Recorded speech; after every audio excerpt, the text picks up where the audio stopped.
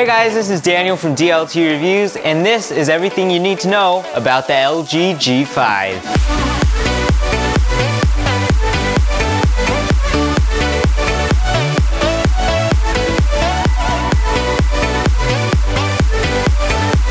So the LG G5 was recently announced at MWC 2016, and LG has decided to make some major changes while still sticking to their roots.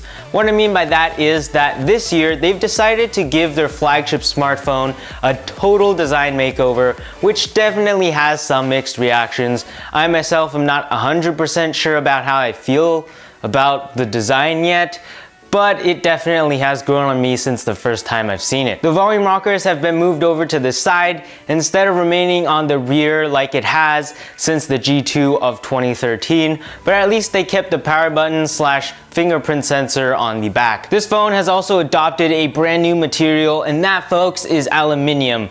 Yes, that's right, LG's flagship has finally made out of a premium material with, again, a different kind of design. The phone features a unibody finish with no plastic lines on the device at all on the exterior due to some new tech LG has packed into this thing, which I think is really awesome. And if you're thinking what has happened to the removable battery and the expandable storage via micro SD card, do not worry, LG's got you covered. LG has implemented a brand new modular design on the bottom of this phone, meaning that you could swap out the battery, which by the way has been decreased to a 2,800 milliamp hour battery, but I'm sure in the future they'll have a bunch of battery extensions and other packs for the modular thing on the bottom. Anyways, these switch modules are pretty limited right now. We've only seen 2 of them so far at LG's event, but more of these modules should be coming later on when the phone is released. The existing modules include LG's own camera grip, which features controls for video, photo, and zoom, and it also houses a larger battery, a 1200 milliamp hour battery, in fact, to give your device a total of 4,000 milliamp hours. The second module that is out so far is the Bang & Olufsen 32-bit hi-fi audio DAC for all you audiophiles out there, which includes an extra headphone jack, by the way, since there's already one on the device itself up on the top. As for the expandable storage, you can still fit a micro SD card in this thing through the SIM tray, which is kind of a trend we're seeing throughout the phones that are released this year. There is a curved edge right on the top front of the phone, which basically just adds to the design. There's really nothing about this. And there is a dual camera on the back, which is a weird looking module, which basically makes it look like a Nexus 5X and 6P combined. Anyways, speaking of cameras, let's talk about them. The G5 has 2 rear firing shooters along with dual LED flash and a laser autofocus sensor. Now, these 2 cameras work like the dual front-facing cameras of the LG V10 with a 16 megapixel sensor and a regular field of view, and an 8 megapixel sensor with a super wide 135 degree field of view, which carries a neat little software trick as well. And basically that is when you're inside the camera app and you're zooming in and out of a photo or video, it'll automatically switch between these 2 cameras, although I don't know if there will be some weird stuttering in this when it's performed while you're recording in a video. We'll just have to see that in the future. Of course, this phone is capable of recording 4K video, as it has always been since last year, and it also has OIS, which I hope they fixed because last year's G4 had a pretty weird jelly effect while you were in video mode,